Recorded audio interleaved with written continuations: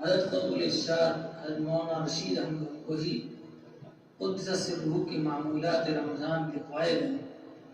تو خیال ہوا کہ مضمون بالا کی مناسبت سے یہاں بھی نقل کرا دیا جائے۔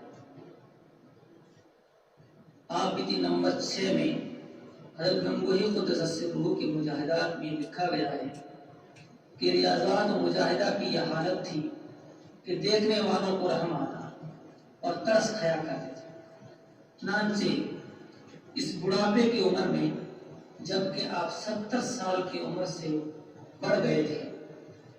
عبادت کی زیادتی کا یہ عالم تھا کہ دن بھر کا روزہ اور مغرب کے بعد 6 کی جگہ 20 رکعت صلاۃ الاوابین پڑھا کرتے تھے۔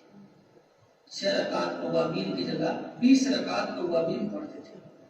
جس میں تقریباً 2 بار قرآن پاک کم سے کم تلاوت ہوتی تھی۔ پھر اس کے ساتھ رکوع سجدہ اتنا لمبا کہ دیکھنے والوں کو سہو کا گمان ہو جاتا تھا، گویا کہ آپ بھول گئے یا کیا ہوا۔ نماز سے فارغ ہو کر مکان تک جانے اور کھانا کھانے کے لیے مکان پر ٹھہرنے کی مدت میں کئی بار کلام مجید ختم کرتے تھے۔ یہ تراویح اور اوابین کے بیچ میں کھانے کے دوران، ابھی کھانا نہیں کھایا ہوگا اس سے پہلے پھر تھوڑی دیر بعد نماز عشاء اور صلاۃ التراویح، جس میں گھنٹے سوا گھنٹے سے کم خرچ نہ ہوتا تھا۔ تراویح سے فارغ ہو کر 10:30-11 بجے آرام فرماتے اور 2-2:30 بجے ضرور ہی اٹھ کھڑے ہوتے تھے، بلکہ بعض دفعہ خادموں نے 1 ہی بجے آپ کو وضو کرتے پایا۔ اس وقت اٹھ کر 2.5-3 گھنٹے تک تہجد میں مشغولیت رہتی تھی۔ بعض مرتبہ سحری کھانے کے لیے کسی خادم کو 5 بجے جانے کا اتفاق ہوا تو آپ کو نماز ہی میں مشغول گیا۔ صلاۃ فجر کے بعد 8-8:30 بجے تک وظیفے، اوراد، مراقبہ اور ملاحظہ میں مصروف رہتے، پھر اشراق پڑھتے اور چند گھڑی آرام فرماتے۔ اتنے میں ڈاک آ جاتی تو خطوط کے جوابات اور فتویٰ لکھواتے اور چاشت کی نماز سے فارغ ہو کر قیلولہ فرماتے تھے۔ ظہر کے بعد حجرہ شریفہ بند ہو جاتا اور عصر تک کلام اللہ کی تلاوت میں مشغول رہتے تھے۔ باوجود یہ کہ رمضان میں جس کا مجاہدہ لکھا گیا ہے، بڑھاپے کی عمر میں، کمزوری کی حالت میں اور بدن کی درد کی تکلیف شدید کا یہ عالم تھا کہ استنجا گاہ سے حجرہ تک تشریف لانے میں حالانکہ 15-16 قدم کا فاصلہ ہے، مگر راستے میں بیٹھتے بیٹھتے وہاں تک پہنچنے کی نوبت آتی تھی۔ اس حالت پر فرائض تو فرائض، نوافل بھی کبھی بیٹھ کر نہیں پڑے اور اس میں گھنٹوں کھڑا رہنا۔ 12 خدام نے عرض کیا کہ آج تراویح بیٹھ کر ادا فرمائیں تو مناسب ہے، مگر جب آپ کا جواب تھا یہی تھا، نہیں جی یہ کم ہمتی کی بات ہے، اللہ رے ہمت آخر افلا اکون عبدا شکورا کے قائل کی نیابت کوئی سہل نہ تھی، کوئی آسان نہ تھی، جو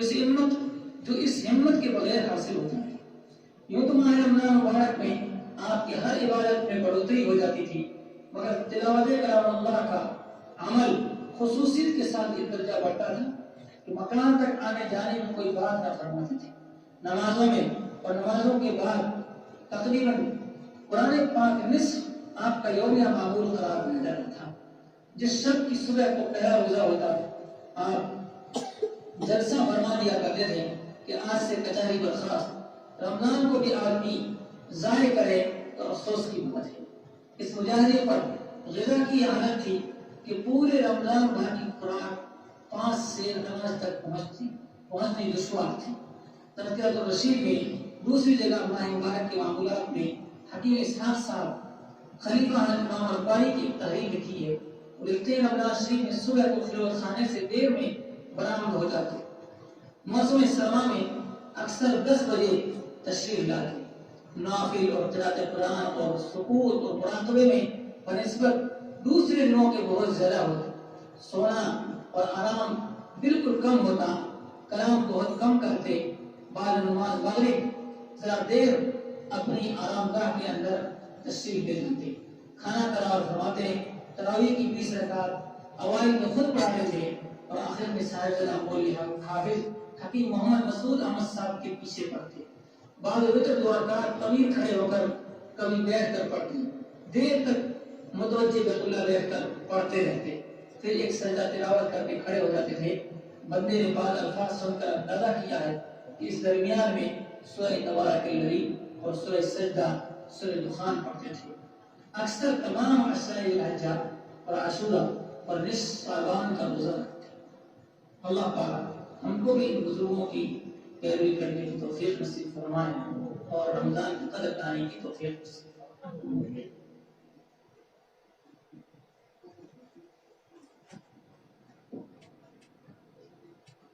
اللهم صل على سيدنا محمد وعلى ال سيدنا كما صليت على ابراهيم وعلى ال ابراهيم ربنا اغفر لنا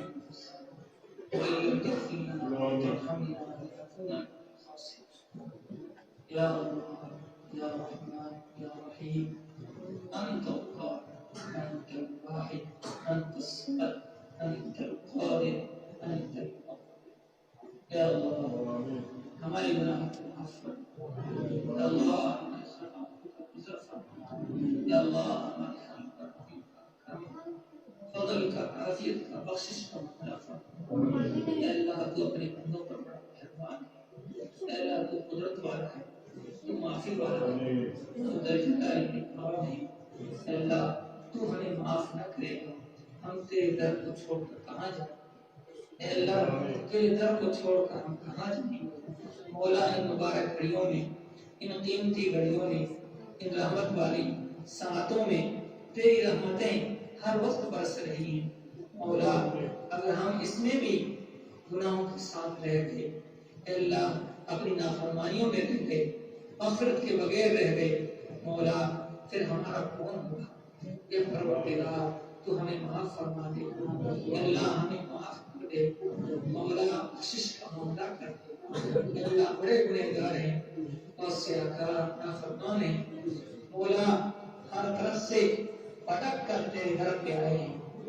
مولا ہر طرف سے پٹک کر تیرے در پہ آئے ہیں، محض تیری معافی کو حاصل کرنے کے لیے آئے ہیں۔ اے اللہ تیرے در پہ آنا تیری رحمت کو حاصل کرنے کے لیے، اے اللہ تو ہمیں معاف کر دے، مولا بخش دے، مولا رحم کر دے، پروردگار معافی کا معاملہ کر دے۔ اے اللہ تیری رحمت تیری غضب سے بڑی ہوئی ہے، اے اللہ یقیناً تو اپنا غضب نازل کرے، ہم تو اس کے بھی مستحق ہیں، لیکن مولا ہم تیری رحمت کے امیدوار ہیں، تیرے فضل کے امیدوار ہیں۔ اے اللہ تیری قدرت کا فیصلہ فرما، ہمارے گناہوں کو معاف فرما، اے اللہ آئندہ گناہوں سے ہمیں محفوظ فرما، اے اللہ گناہوں سے محفوظ فرما، زندگیوں کو نیکیوں سے معمور فرما، اے اللہ پوری زندگی تیری عبادت، تیری اطاعت، تیری رحمت، تیرے احکام پر چلنا ہمارے لیے آسان فرما۔ اے اللہ جب تک ہمیں زندہ رکھے دین اسلام پر زندہ، اے اللہ موت دے کلمے والی موت نصیب فرما، اے اللہ ہماری زندگی میں خیر اور برکتیں نصیب فرما، اے اللہ ہمارے والدین، ہمارے اساتذہ، ہمارے رشتہ دار، ہمارے عزیز و اقارب، ہمارے ملنے جلنے والے، محبت رکھنے والے، محبت کی نظر سے دیکھنے والے سب کی مغفرت فرما، سب کے لیے فضل اور خیر کا معاملہ فرما۔ اے اللہ جو زندہ ہے تمام مؤمنین، تمام مسلمین، تمام مؤمنات، اللہ سب کی مغفرت فرما، سب کو نیک اعمال کی توفیق نصیب فرما۔ اے اللہ تو رزق حلال نصیب فرما، رزق برکتیں نصیب فرما، اے اللہ حلال روزی سے ہماری اے اللہ زندگیوں کو معمور فرما، اے اللہ حرام روزی سے ہماری حفاظت فرما، اے پروردگار ہمارے لقمے کو حلال فرما، حرام سے ہماری حفاظت فرما، اے اللہ ہماری کمائیوں کے اندر آسانیاں فرما، اے اللہ ایک اعمال کرنے میں ہمارے لیے آسانیاں فرما، اے پروردگار اس مبارک مہینے میں جہاں ہر وقت تیری رحمتیں متوجہ ہیں، اے اللہ ہماری زندگی کی ایک ایک حاجت ہم آپ سے مانگ رہے ہیں، اے اللہ ہماری کیا ضرورتیں ہیں ہم سے زیادہ تو جانتا ہے، پروردگار ہم سے زیادہ تو جانتا ہے، اے اللہ اپنے فضل خاص کے ساتھ ہماری ہر ضرورت لائے ضرورت کو پورا فرما، اے اللہ اپنے کی مرضیات پہ چلنا آسان فرما اے اللہ تیرے حکموں پہ چلنا ہمارے لیے آسان فرما عبادتوں کو آسان فرما اے اللہ تراویح کے کھڑا رہنا ہمارے لیے مشکل تہجد پڑھنا ہمارے لیے مشکل نماز پڑھنا ہمارے لیے مشکل اے اللہ تو آسان فرما اے اللہ تو آسان فرما اے پروردگار تمام مسلمانوں کی تمام مسلمان عورتوں کی مغفرت فرما جہاں کہیں پریشان آئے ان کی پریشانی کو دور رفع فرما جو بیمار ہے انہیں شفائے کاملہ عاجلہ مستقبلہ کلیہ نصیب فرما اے اللہ تو مقروض ہے ان کے قرضے کے ادائیگی کے فیصلے فرما اے اللہ دنیا چھوڑ کے چلے گئے اے اللہ ان کی مغفرت فرما اور ٹھنڈک نصیب فرما اور مغفرت فرما جنت الفردوس میں اعلیٰ مقام نصیب فرما اے اللہ جب تک تو ہمیں زندہ رکھے دین اسلام پر زندہ رکھ جب موت دیکھ کرنے والی موت نصیب فرما نبی پاک صلی اللہ علیہ وسلم نے جتنے خیر کی دعائیں مانگی ہیں اے اللہ ہمیں اور پوری امت کو حصہ نصیب فرما اے اللہ جو شروع وقت سے آپ صلی اللہ علیہ وسلم نے پناہ مانگی اے اللہ ہماری اور پوری امت کی حفاظت فرما صلی اللہ تعالی خیر خلقہ محمد وعلی آلہ وصحبہ اجمعین برحمتک یا ارحم الراحمین.